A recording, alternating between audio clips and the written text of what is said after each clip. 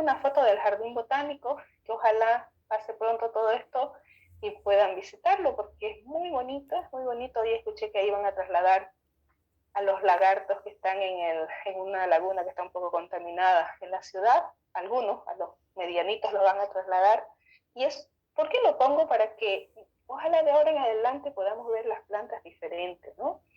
No solo para cuidarlas, protegerlas, sino para ver lo que ellas hacen por nuestro planeta, y lo importante que es cuidarlas, ¿no? Y entender, cuando ya veamos una planta y miramos, decir, mira su célula, cómo debe estar trabajando, cómo debe estar haciendo la fotosíntesis, ¿no? Y vamos a comprender mejor un poco toda nuestra naturaleza. Bueno, ahí está. Esta es la fórmula resumida de lo que es la fotosíntesis, que ya la vimos al iniciar la clase.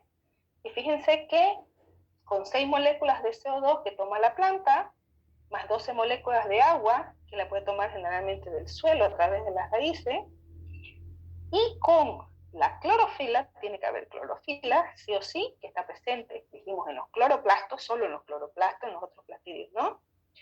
Y con la acción de la luz, si no hay luz, no hay fotosíntesis, ¿ya? Entonces, con la acción de la luz se va a producir una molécula de glucosa, 6 moléculas de oxígeno que se van a liberar y 6 moléculas de agua. ¿Cómo pasa esto? Eso es lo único que quiero que entendamos ahorita. En un minuto se va a cortar, entonces volvemos, tras que se corte al mismo link, para terminar de explicar esta parte de fotosíntesis, ¿ya? Ya, entonces, vamos a explicar esto. ¿Cómo ocurre la fotosíntesis? A ver, yo les he puesto esta imagen, con esto después voy a dejar de compartir, voy a salir y voy a volver a entrar para que ya veamos el proceso. Pero les he puesto esta imagen para que entendamos que las plantas no solo hacen fotosíntesis todo el tiempo, que la fotosíntesis ocurre si hay luz.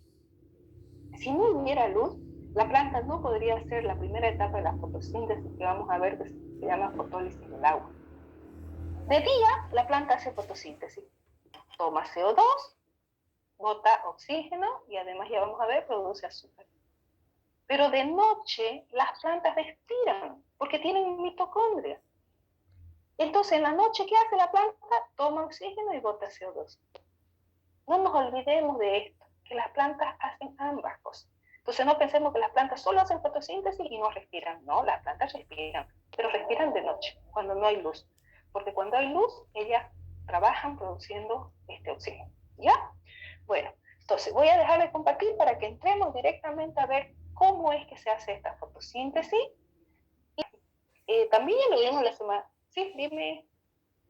Stephanie, tenía duda acerca de eso de la fotosíntesis. Entonces ellas de día y de noche es como nosotros, inhalan y exhalan. Bueno, no tienen el sistema respiratorio de nosotros para inhalar y exhalar, pero a través de unos poritos que los vimos, los estomas, ¿se acuerdan? Que son unas células especializadas que tienen un poro, los poros estomáticos. ¿Se acuerdan cuando vimos vimos células vegetales y vimos diferenciaciones de las células? Vimos los estomas, ¿no? Entonces, por esos poros abren y por ahí entra el oxígeno o el CO2. Y entonces en la noche por ahí entra el oxígeno y va a la mitocondria, y la mitocondria hace todo el proceso de respiración y saca CO2, igualito como nosotros, ¿ya? Solo que es la cantidad un poco menor. ¿Por qué?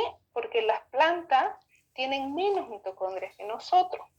Se ha podido ver de que las células vegetales tienen pocas mitocondrias, y se supone quizás porque no necesitan tanta energía como nosotros, como los animales.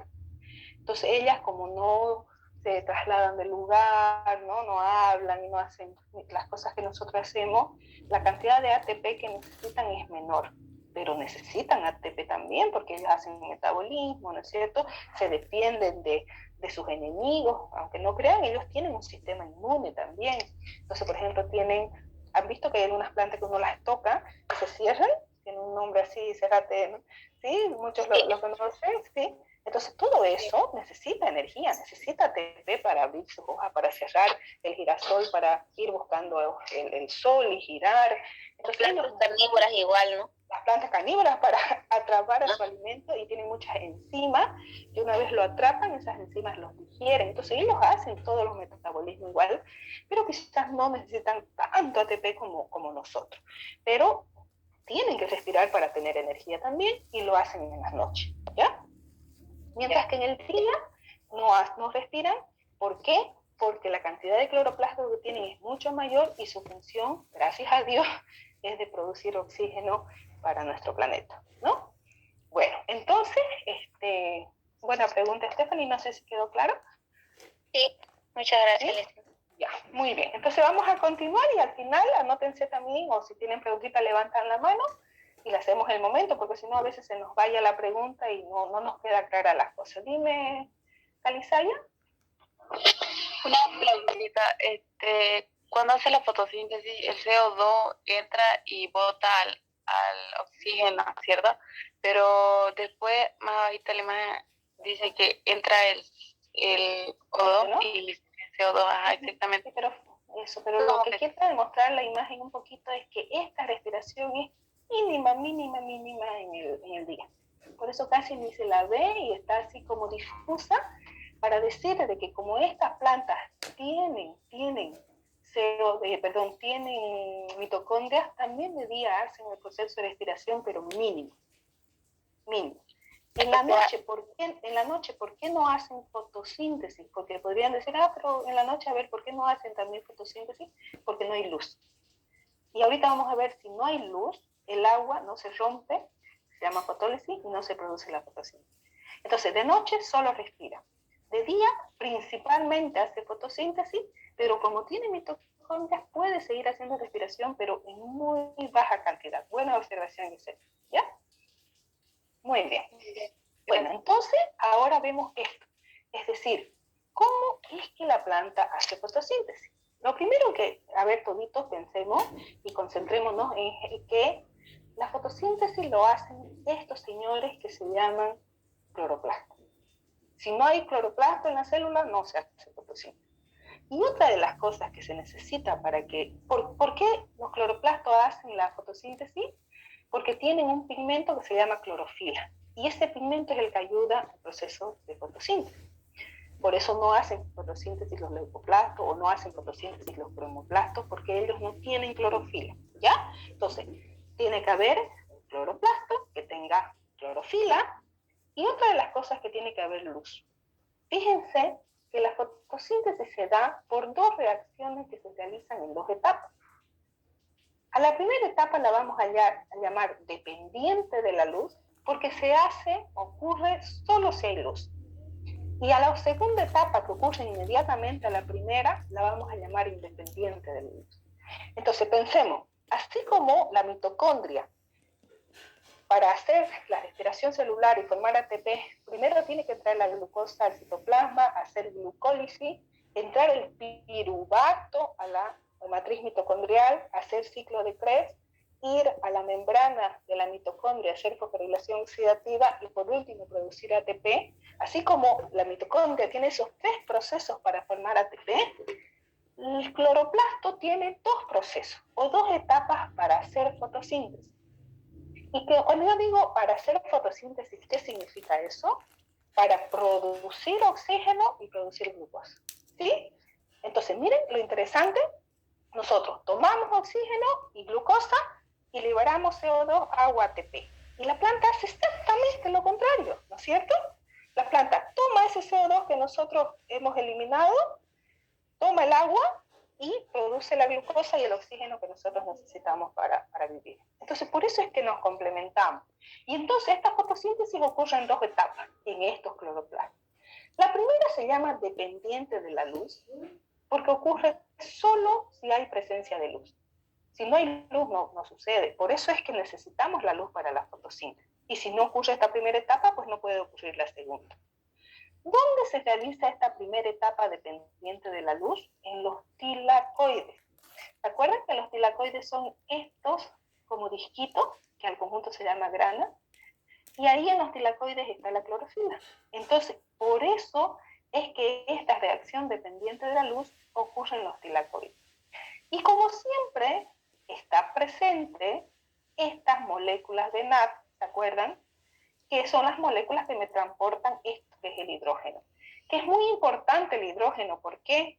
Porque el hidrógeno está presente en el agua y el hidrógeno está presente en la glucosa, ¿no? Carbono 6, hidrógeno 12, oxígeno 6. Entonces, esta molécula NAD es la molécula como el camioncito que me lleva y me trae el hidrógeno de un lugar a otro. Por eso siempre está presente, igual que en el proceso de respiración celular, ¿ya? Entonces, ¿qué pasa dependiente de la luz? La energía del sol es captada por la clorofila, que se transforma en energía química de ATP y NAD. ¿Cómo ocurre esto? Fíjense, no es tan complicado de entender.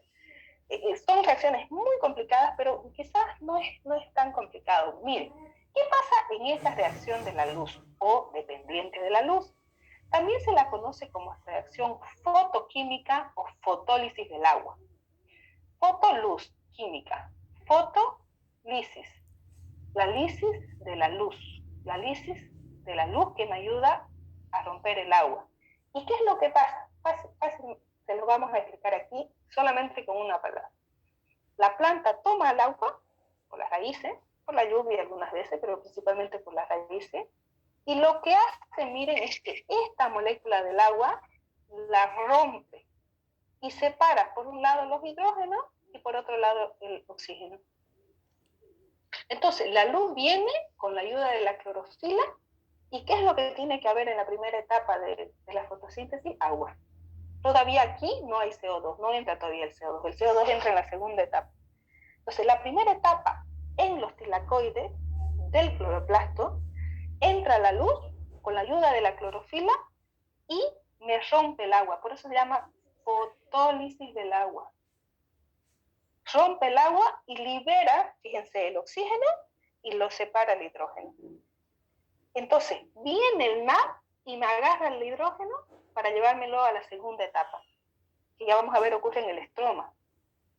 Pero a la vez queda libre un oxígeno, ¿no ves? Queda libre un oxígeno, ¿sí? ¿Qué hace ese oxígeno? Se une a otro oxígeno y forma oxígeno molecular.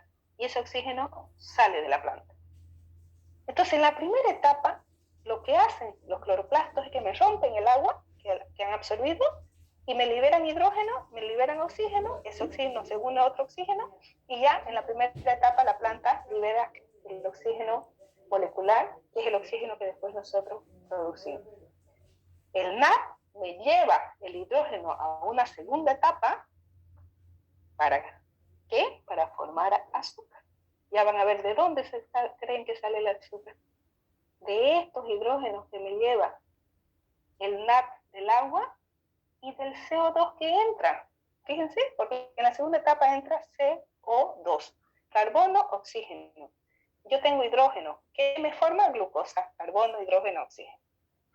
Entonces, de ahí se produce la glucosa en la fotosíntesis. Además me produce ATP, esta primera etapa, pero muy poquito. Este ATP lo vuelve a ocupar la planta. No, vamos a decir, los cloroplastos producen ATP para dar energía a la planta, porque no es así. Son las mitocondrias que producen en más cantidad. Aquí produce un poquito de ATP como para ayudarse a estas reacciones. Entonces, eso pasa en la primera etapa, que es la fotólisis del agua, ¿ya? Y en la segunda etapa se llama reacción independiente de la luz. Ahorita lo vamos a ver con dibujitos para que también lo entiendan mejor. Esta ya ocurre sin la luz, fíjense. Entonces, la primera etapa ocurre con la luz, porque la luz viene con la clorofila, me rompe el agua, me libera y me separa hidrógeno y oxígeno. Los oxígenos se unen, dos, salen, es el oxígeno que respiramos, y los hidrógenos son transportados por el NAD, ¿a dónde? Al estroma del cloroplasto, a esta parte que es como el citoplasma. Y ahí hay un ciclo de Calvin, que es un ciclo parecido, vamos a decir así, como el ciclo de Krebs, ¿ya? Pero bueno, diferente químicamente, digamos. Y ahí ocurre una serie de reacciones químicas donde entra el CO2, miren, entra la molécula de CO2 al estroma de los cloroplastos y se une con los hidrógenos que vienen del agua de la primera etapa y me forman una molécula de glucosa. Esta etapa también se llama reacción de Blackman porque ocurre en la oscuridad Pero básicamente eso es lo que ocurre. Se los voy a mostrar quizás con estas figuritas y ustedes se van a dar cuenta, ¿ya? Entonces, entendamos, las plantas tienen células eucarióticas, las plantas tienen mitocondria y tienen cloroplasto. Solamente las plantas tienen estos cloroplastos que hacen la fotosíntesis, y las plantas en las noches, como no hay luz, no pueden hacer fotosíntesis, respiran, y de día respiran muy poquito, pero principalmente hacen fotosíntesis. Entonces, ¿qué ocurre en una célula vegetal? Tenemos los cloroplastos. Los cloroplastos, que aquí vemos un cloroplasto, fíjense, que es un organelo citoplasmático que tiene un pigmento que se llama clorofila. Que esa clorofila es la que me ayuda a producir todo el proceso de fotosíntesis. ¿Qué es lo que me produce la fotosíntesis? A ver, la planta toma agua, miren, y toma dióxido de carbono para producir oxígeno y para producir azúcar. ATP también, muy poquito en la primera etapa, también produce agua al final de la reacción, pero muy poca también. Lo más importante es el oxígeno y el azúcar. Y aquí está bien separadito, miren. Dijimos que estos cloroplastos hacen la fotosíntesis en 2 etapas, ¿ya? Aquí lo vemos muy bien. Esta primera etapa se llama dependiente de la luz o fotólisis del agua. ¿Por qué se llama dependiente de la luz? Porque solo ocurre con presencia de luz, que ustedes la ven aquí. La luz entra a los tilacoides y en los tilacoides está la clorofila. ¿Qué hace esta energía de la luz de la clorofila? Esta molécula de agua, que son 2 hidrógenos y un oxígeno, los rompe, los separa. Separa estos 2 hidrógenos, separa este oxígeno. En esta primera etapa, este oxígeno se une a otro oxígeno que ha separado también la primera etapa, y se me une en oxígeno 2, que es el oxígeno molecular que sale. Miren, en la primera etapa ya se libera O2, y es lo que nosotros después utilizamos. Bueno, pero ¿y qué pasa con los hidrógenos? O sea, ¿o cómo es que se forma el azúcar? ¿Qué pasa con estos 2 hidrógenos? ¿Se acuerdan que decíamos que se unen a esta molécula transportadora, el NAD?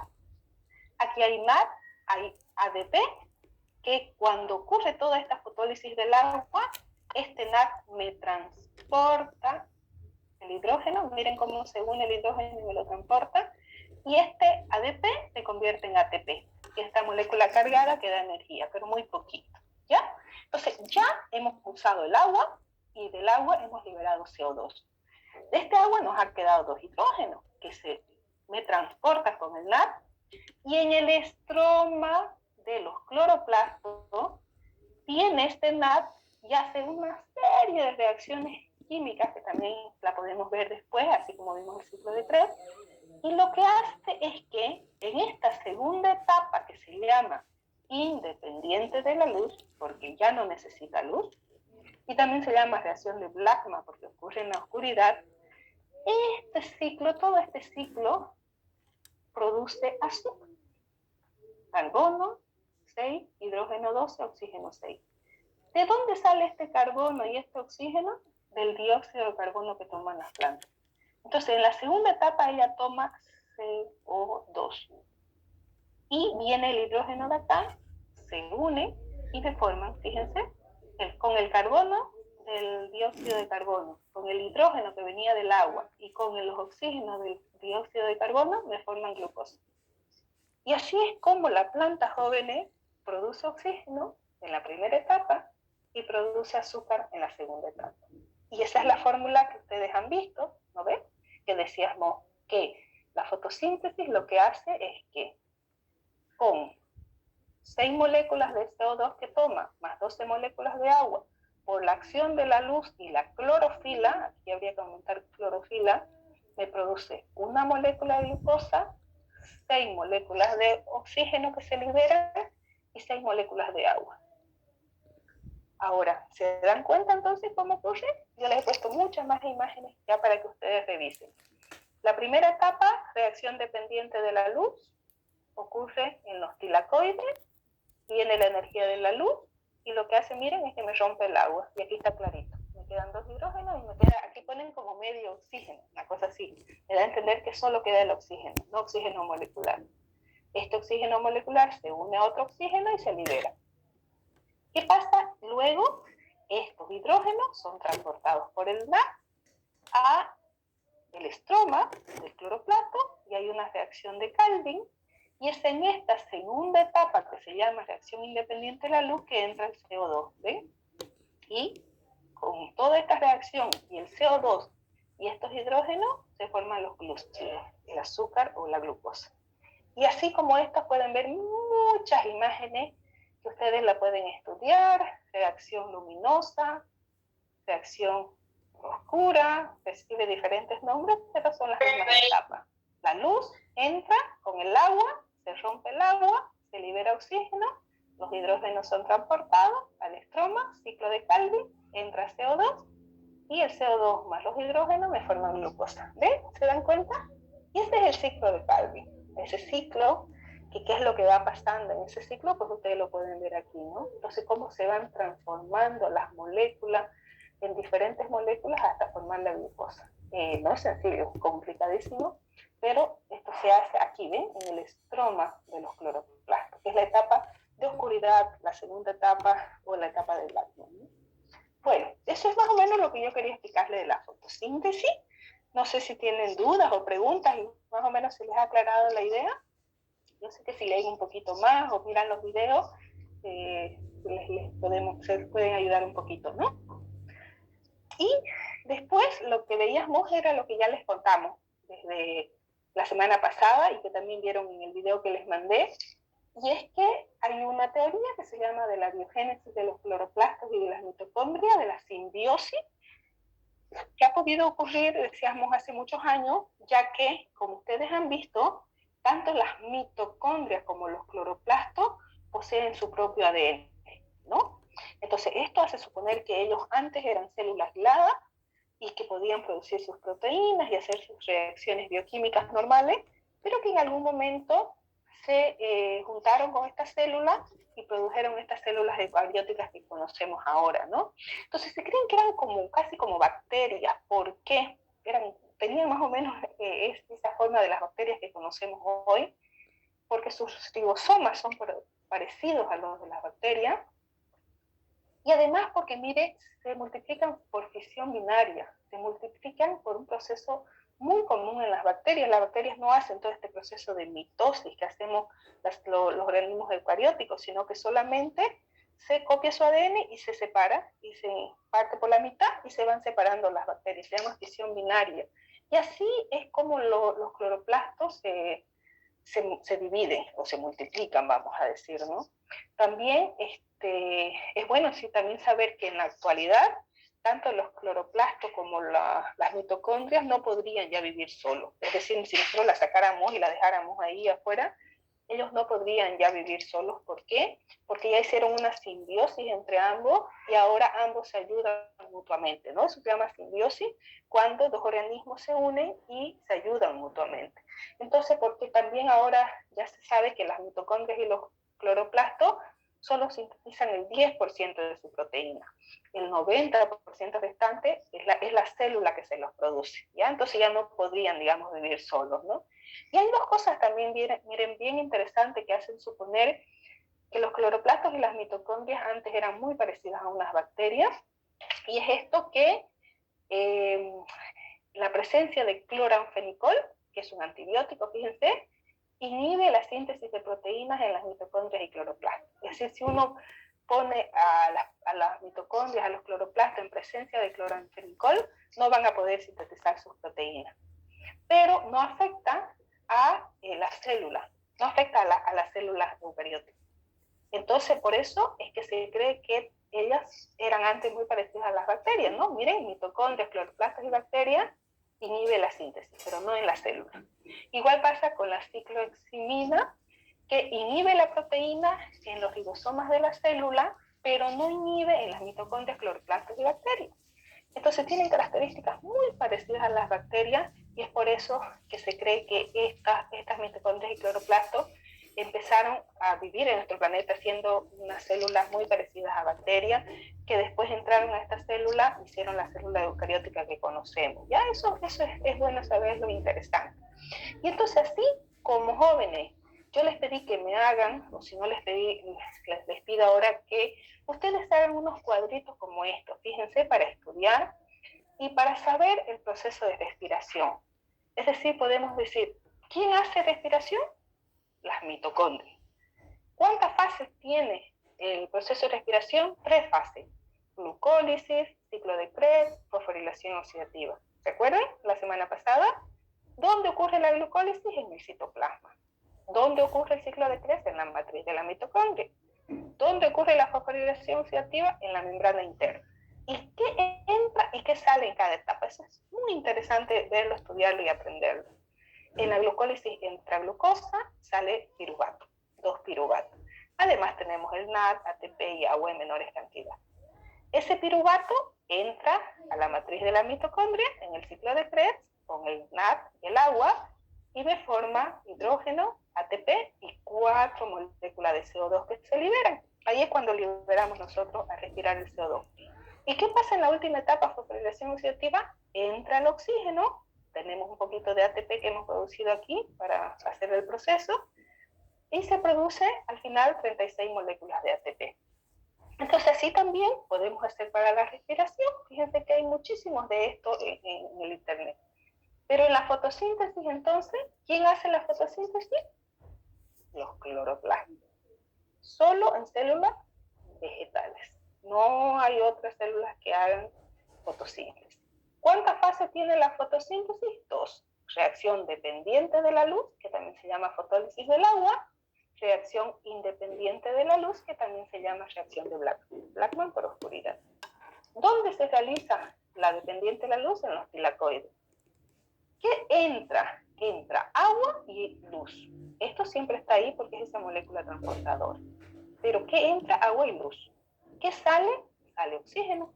Ven ahí en la primera etapa ya se libera el oxígeno, se produce un poquito de ATP y hay 2 moléculas, estas mismas 2 moléculas del NAD, pero ahora ya está con el hidrógeno, que se transporta a la segunda etapa, que ya es independiente de la luz, ya no importa si hay luz, que ocurre en el estroma de los cloroplastos, y aquí, acuérdense que traemos ATP de aquí un poquito, traemos nuestra molécula transportadora con los hidrógenos, y aquí es donde entra el CO2 en la planta, a través de esos estomas que yo les decía.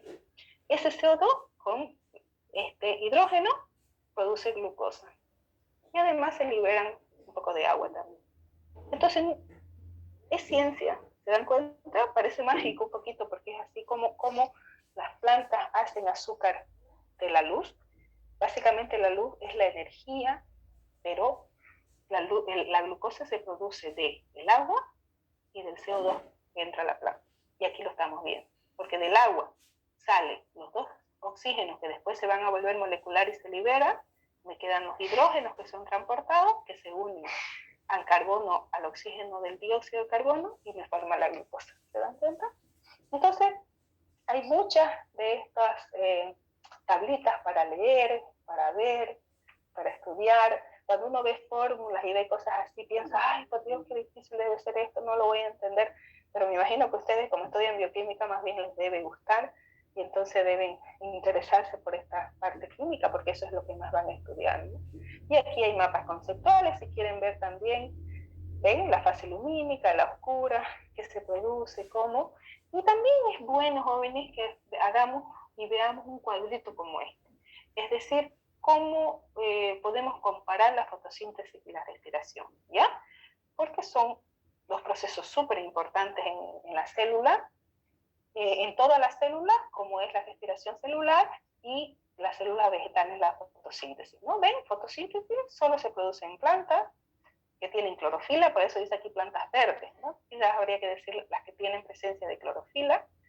Necesitan la luz para realizar la primera etapa, que es la dependiente de la luz. Ocurren los cloroplastos,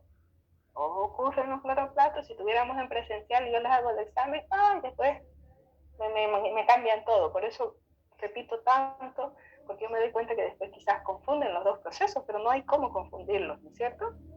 Desprende oxígeno, se acumula energía y los productos finales son carbohidratos y oxígeno, glucosa, oxígeno. Mientras que la respiración celular que hacemos todos los organismos aerobios, es decir, que tomamos oxígeno, incluidas las plantas, se produce en plantas y animales, ¿ven?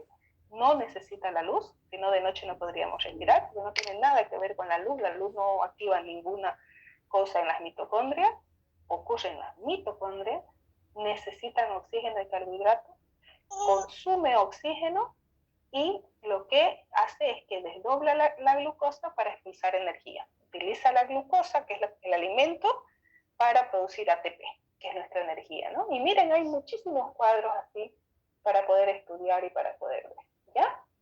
Y bueno, una imagen de las plantas para que veamos lo maravillosas que son. Y aquí podemos ver cómo estas tienen cromoplasto, que es por eso que tienen el color rojito.